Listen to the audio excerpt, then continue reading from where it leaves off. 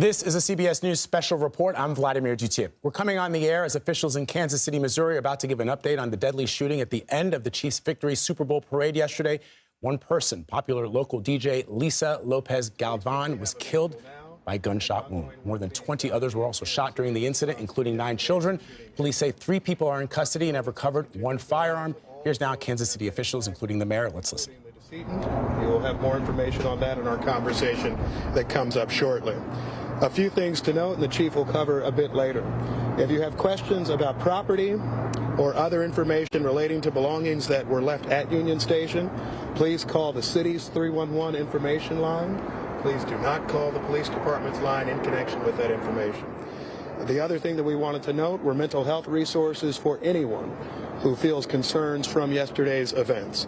Please call 988. And that's how we can connect you with services. We also will be making victim advocacy services available following this crisis. With that, we'll come back for questions after the police chief and the fire chief speak. With that, I'll turn it over to Police Chief Stacey Graves. Police Chief Stacey Graves. As you know, yesterday we experienced a tragic event during a time that was meant for celebration. The law enforcement response was exemplary. Those in attendance also responded. They helped one another and even physically stopped a person who was believed to be involved in the incident. I want to thank the people who acted bravely yesterday alongside law enforcement, to include the Kansas City Fire Department. Your selfless act did not go unnoticed. Thank you, Kansas City.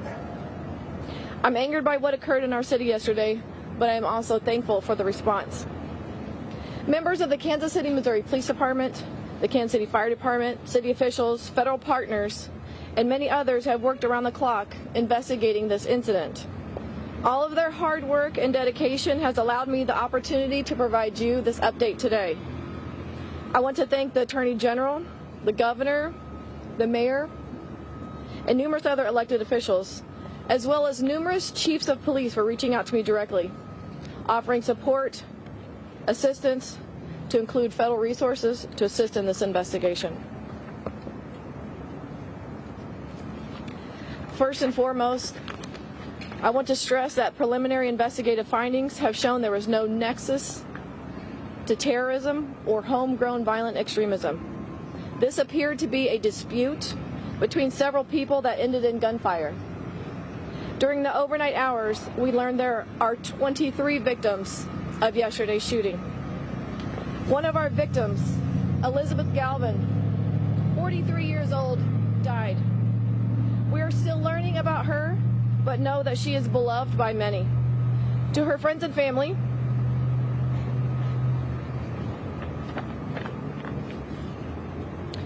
we are with you, and we are working tirelessly to investigate her murder. The 22 victims' age range between 8 years old and 47 years old. At least half of our victims are under the age of 16. As mentioned yesterday, we have subjects detained, 2 of which are juveniles.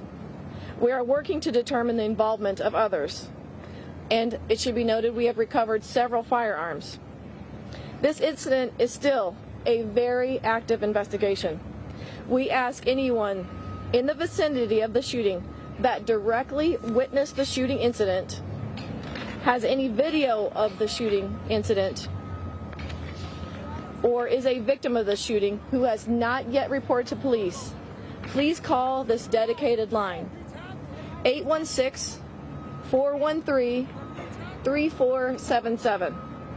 I know there are many more questions that you all want answers to that I may not have answered just yet.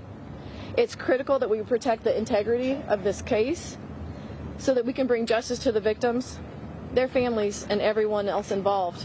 It should also be noted we are also working closely with our Jackson County Prosecutor's Office.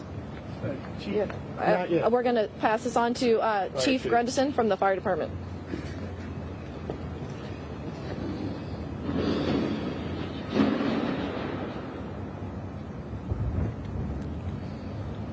Good morning. I'm Fire Chief Ross Grundison.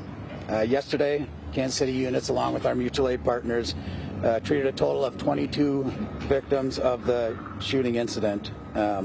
We had 1 fatality that was on scene, 8 critical, 7 serious, and 6 patients with minor injuries.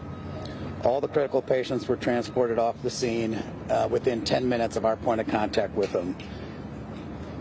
We transported to Children's Mercy, University of Health, and St. Luke's on the Plaza. KCFD had a plan in place, and we were ready to respond to an incident like this. At the time of the shooting, we had approximately 8 personnel from KCFD and KC Medical who were assisting us in the immediate area. Some of those members were within 40 feet of where the shooting took place.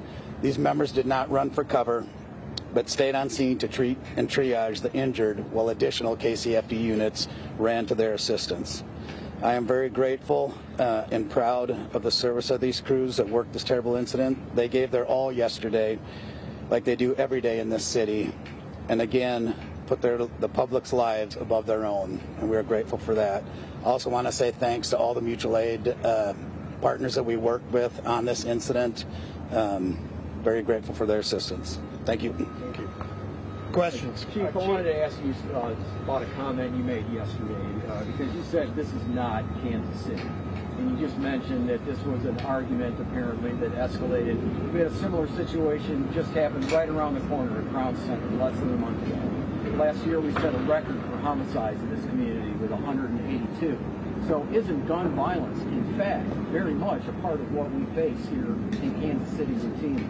We do face gun violence here in Kansas City, but my note of this is not Kansas City is in we had likely 1 million people down in and around this celebration. To have the ability to have that many people in our downtown area with I don't want to minimize this event, but that's Kansas City. That is 1 million people that are able to come together for a celebration. Again, you have just a handful, or I don't have a specific number of actors in this that perpetrated the violence that played out. Do you have arrests? Because my understanding, you can only hold these folks for so long. Correct. Charge them. Have you charged them yet? We have not charged them yet. This is still under investigation. We do have 24 hours until we have to either file charges or release them. So that'll happen today. Again, we are working closely with the Jackson County Prosecutor's Office to present the most successful case for prosecution. Is there issues with linking them to the actual shooting? Do you have enough evidence at this point to make the arrest? So some of those questions, I'm not able to give a direct answer just because I want to protect the integrity of this investigation. My focus right now and what is most important to us is to make sure that everything in this case is presented for successful prosecution. So some of those questions, I'm hesitant to. I think the answer is she's not. Wait, hold on a second, Mr. Mayor. It seems like we are so many hours from the shooting, and at this point, you're not announcing an arrest. I just don't understand. We have subjects that are detained, like I said earlier. That is under investigation. We have detectives that have worked overnight and through the night that are still upstairs right now working with our Jackson County Prosecutor's Office for the furtherance of this investigation. I have enough. That we have all intentions of presenting charges. Okay, I understand. The other thing I wanted to ask you about the individuals. Were they part of a gang? Was this some kind of gang crew situation? The relationship between the subjects involved, that's still under investigation. Can you tell us? You're good. Go after the lady. Please. You're good. Go. Were the 3 suspects or the 3 people you currently have in custody, were they known to Kansas City Police prior to this or any federal law enforcement or other law enforcement? That is also under investigation. Chief, can you tell us the locations where there was more than one location where the shootings took place, correct? Can you tell us that? Initial reports were that there was more than one location. It really is, that's not the case. It was mostly on the west side of Union Station. I had another question. You made it sound like you're not sure at this point how many people may have been involved. Does that mean there are potentially more shooters out in the open right now? What that is, if I could clarify that, is that we are not closing the door and giving direct numbers on this. This is still an active investigation. We are still asking the public that if anyone witnessed the shooting directly, to still contact police. We want to make sure that anyone that was responsible for yesterday is brought to justice. Chief, can you elaborate? Could you tell us again the name of the victim? Elizabeth Galvin, And how old is she? she's 43. 43 years old. Okay. And where and what exact time did the shooting was? When was that reported, and where exactly did it happen? It was approximately, I believe, maybe 1:50 p.m. I'm not completely sure on exactly when the shots were fired, but it was at the conclusion of the celebration rally. Yes, sir. Chief, can you elaborate at all on the firearms that were recovered on the scene? Right now, I am not going to elaborate on that just yet. There were several firearms that were recovered. Mr. Mayor, Would minors have been able to legally hold on to Just a those second. weapons? What was your question? Is the ATF helping you? We have engaged our federal partners. Kansas City, Missouri Police Department has a great relationship with our federal partners. We have historically, and they have offered all of their assistance to whatever we need in this. Would minors have been able to legally possess these weapons if they were, if they were legally obtained somehow? Would a minor be able to have that weapon in public? Minors should not be in possession of For them weapons. to have them in public. Was one of the weapons, sir, this morning, I was watching local news. You were talking about a high-powered weapon, Yep. juveniles. Yep. People shouldn't have. Is that something that was a high-powered weapon used in this incident? I think the chief explained right now there's still an investigation as to the firearms. Firearms have been retrieved, and then we'll learn more about it.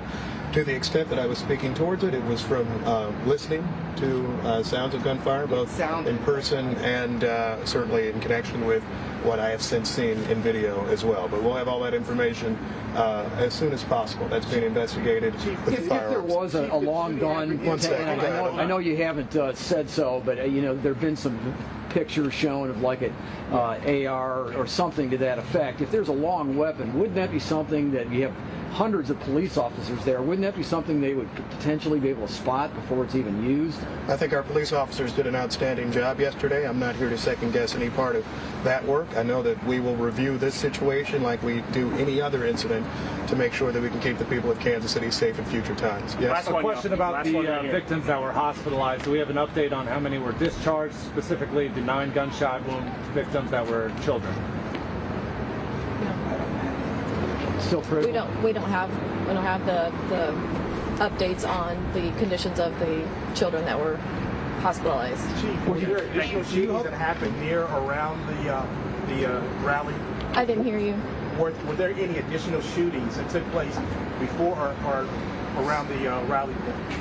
Yesterday it was mentioned that there was a shooting in and around 27th and Gillum, that area. And we were also asked if that had anything to do with this shooting. Right now we don't have any information that those are related, but that's under investigation.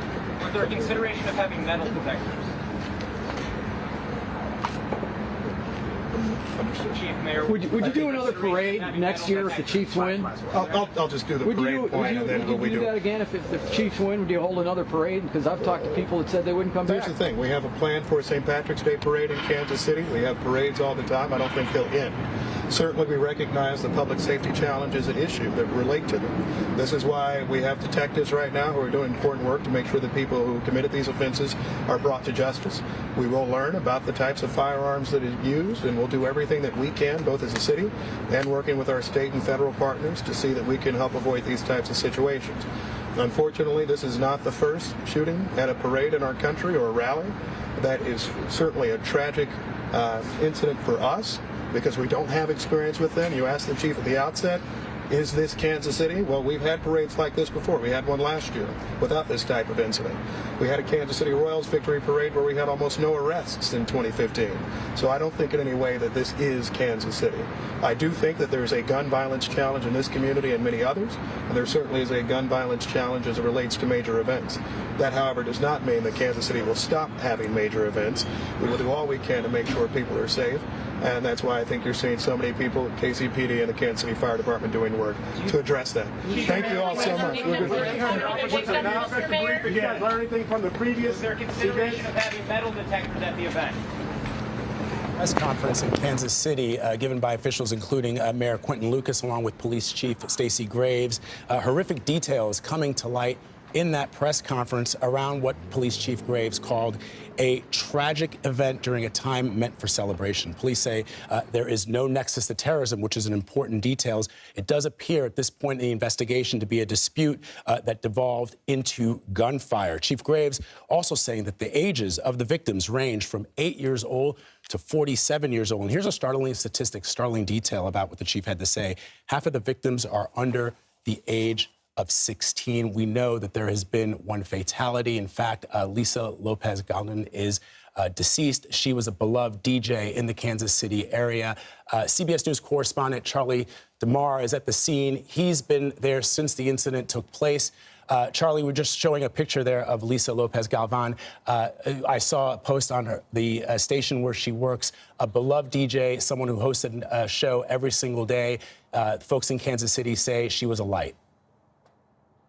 So loved, and so many stories coming out about her today. And as you heard the police chief say a few minutes ago, making it very clear that the shooting appears to be a dispute between a few individuals. There's at least 2 juveniles currently in custody. Charges, though, have not been brought yet. Police say they are still working to try and determine and gather more evidence. We're really at ground zero for where the shooting took place, just west of Union Station. And we've seen police out here all morning gathering evidence. They have this street roped off as police made it very clear their investigation is far from over. You pointed out that of the 23 victims, half are under the age of 16. Now, we've been told of the youngest victims, they are being treated at a local children's hospital.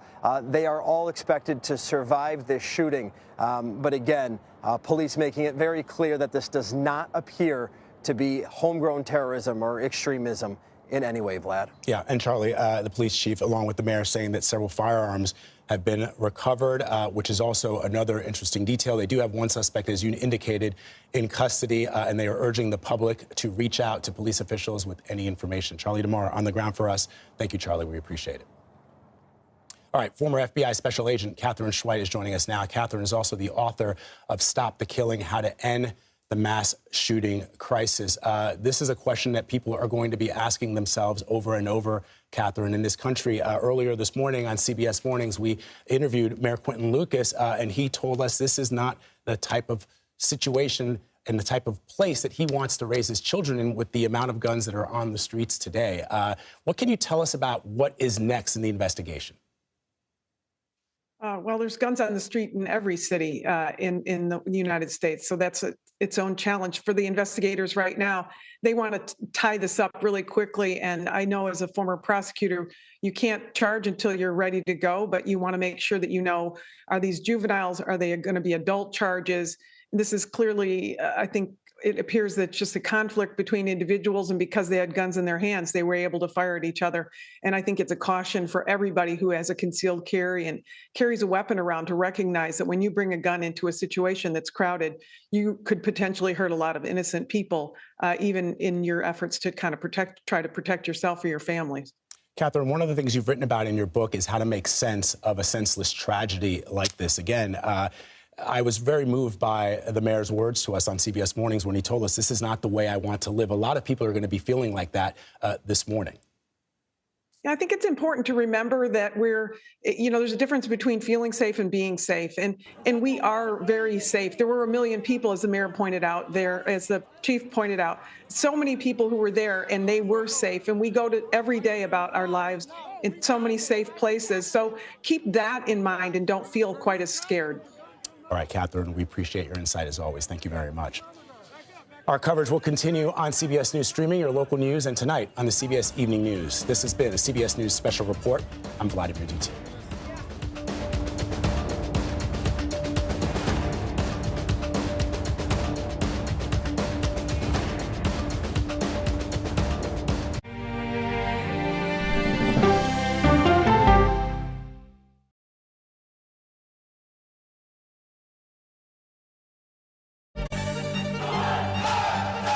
Original documentary from CBS reports tensions rising between a powerful country and a vital island. The supply of this technology came grinding to a halt. The world would grind to a halt. Absolutely. As Taiwan faces threats and aggression, Taiwan is on the front line, and we understand our responsibility as a democracy. We cannot fall. CBS News examines whether they can defend themselves. Putin, Ukraine, China, Taiwan, they are manifestations of the battle between autocracy and democracy. And that is a fight that we're all engaged in. Defending Taiwan, now streaming on the free CBS News app.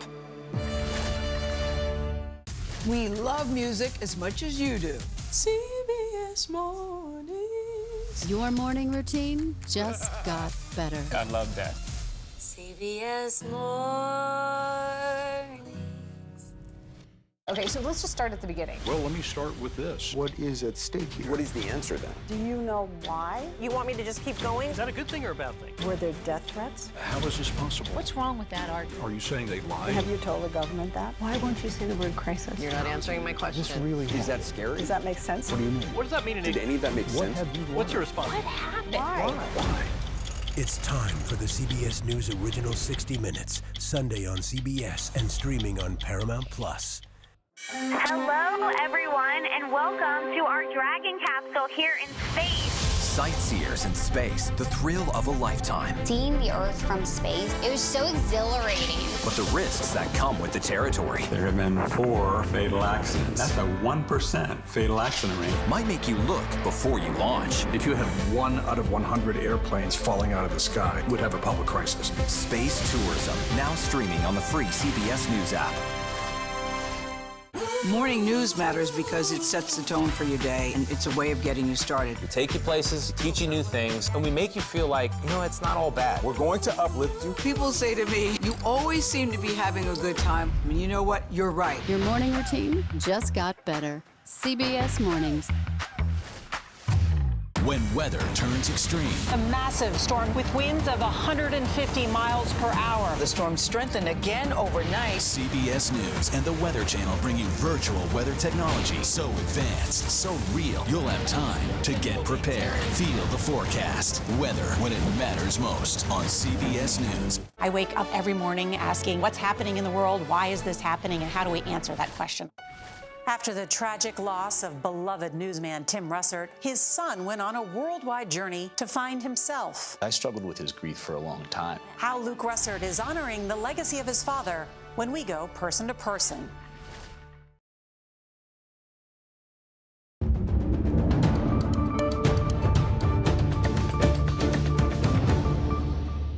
Hello, everyone. Thanks for joining us here on CBS News. I'm Lana Zach. We begin in Kansas City, Missouri, where police just gave an update on the shooting at yesterday's Super Bowl victory parade. Police say 1 woman is dead. More than 20 people were injured. 3 people are in custody. 2 of them are under the age of 18.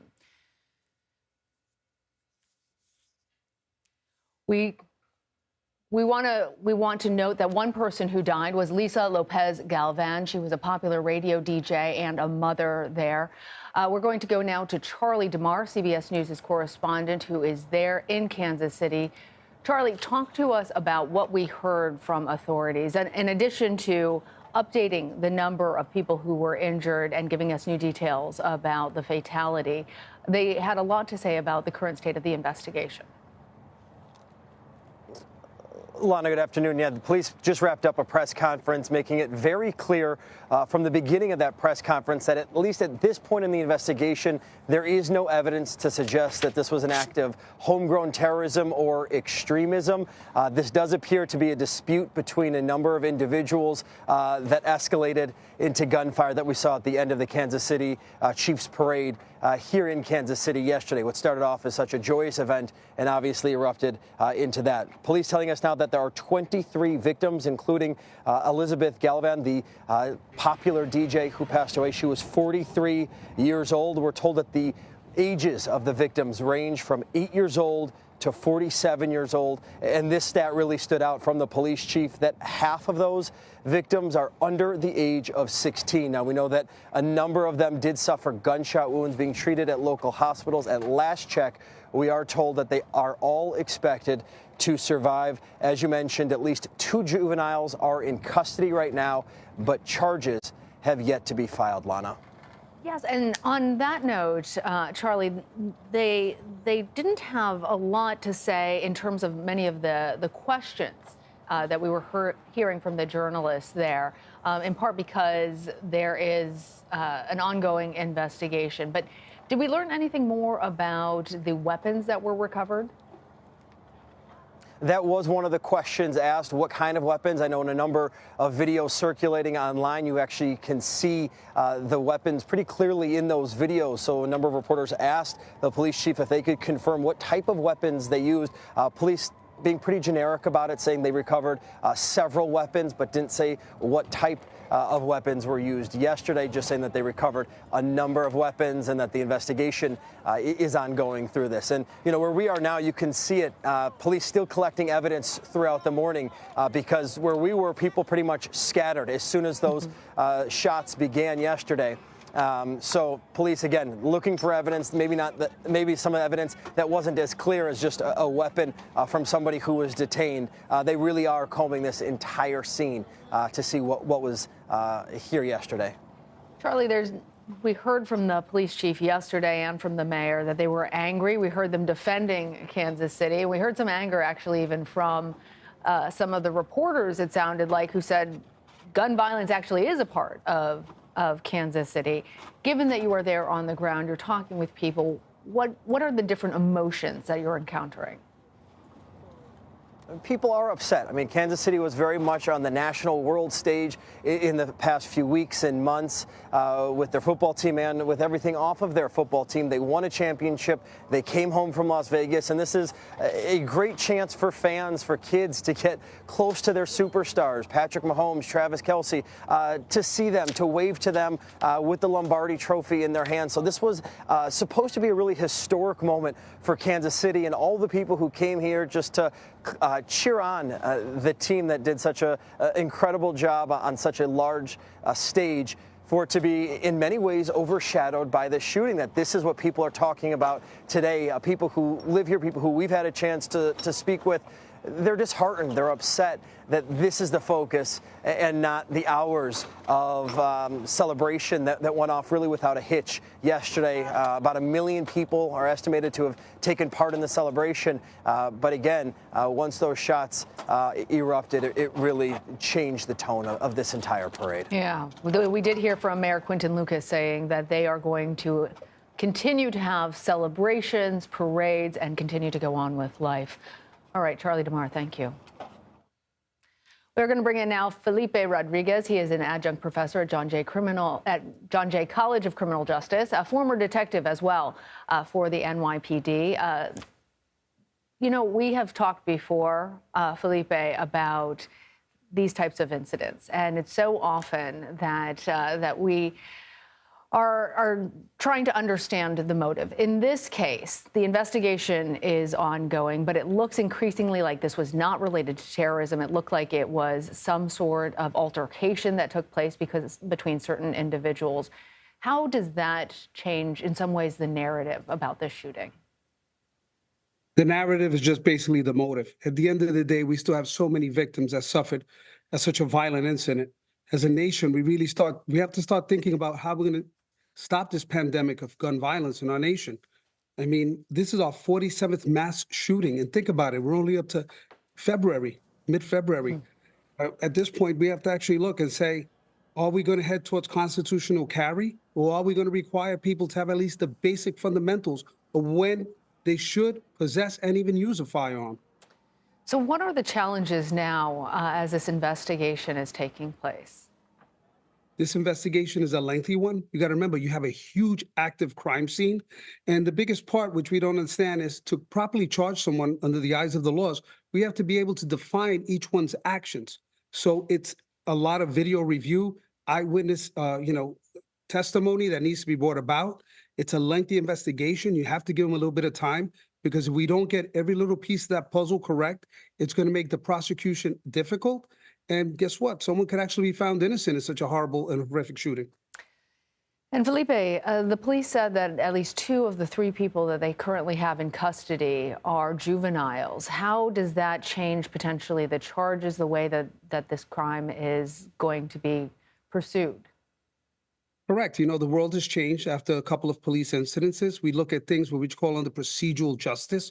How are we going to both go forward in the prosecution of a case, but also not wanting to diminish, the needs of the defendant? So at this point, the prosecutor is going to have to decide whether they're going to be tried as juveniles or tried as adults. And that also, changes the motive in the investigation a little bit, but we still have to get all the evidence. It's just as a nation, we can't have these young kids running around with guns. We have to do something. Yeah. And on that note, there were more than 800 officers at the parade, and yet this still happened. How do you actually prevent violence like this? Is it a possibility that it can be prevented, or is it just a matter of a response after it happens? It's more of a sociological issue. We just have so many factors that have changed policing, especially after COVID. We see that, we're diminishing our officers. We don't have enough officers to patrol the streets as it is. So the only way we're going to have to do this is through education, and we have to change some legislation. Constitutional carry, just giving a person a gun because they're entitled to it, I don't think that's the way to go. We don't do that with a car or a driver. You have to get a driver's license.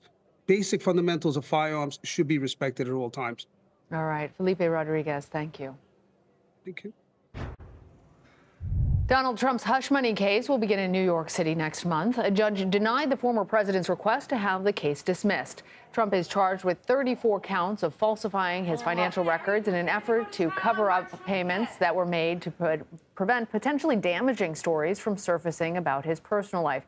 You see there in that video where the former president was here in New York City. He claims that this case is just a way to prevent him from being able to run his campaign.